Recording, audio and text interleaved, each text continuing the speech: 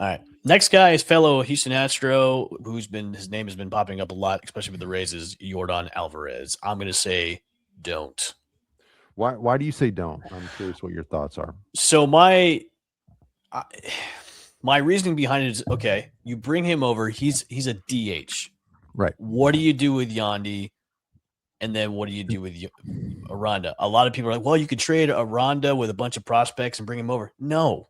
Why would you trade away a controllable guy who's the RBI leader right now in the league and bring over Alvarez right now? And then who are you going to put at first base? Are you going to put Diaz at first base and just have Alvarez as your DH? To me, and it's also it's the team culture too. I'm not going to shake up our core three to bring over Alvarez for that. I'm not, especially if you even if you bring over Alvarez and then keep Diaz or Aranda, it's okay. Where are you going to shift to? Who's going to go where? You're not going to put Aranda at second base. No, you're not. So I'm going to say no because it just doesn't. I know it looks good on paper. It just wouldn't make sense to me to bring him over. Well, I know he's younger than Diaz. Some people are saying, "Oh, let's trade Diaz." Why? Why would you want to shake up the boat when it's working so well right now? Yeah, I'm with you 100%. I think don't. I think it's fun to think about his name and the idea of getting him, but I think practically it doesn't make a lot of sense for the reasons you laid out positionally.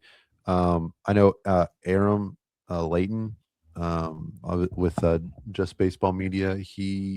I saw he was mentioned this, and it's a fun topic. So it's not anything against him, and he used Aranda as the main return, and maybe a guy like Carson Williams and some other prospects, whatever prospects the Astros want.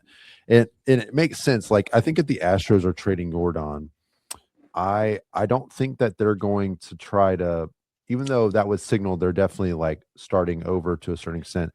They're not going to try and sell their fan base on another big teardown rebuild like they went through a decade ago, or a decade plus now.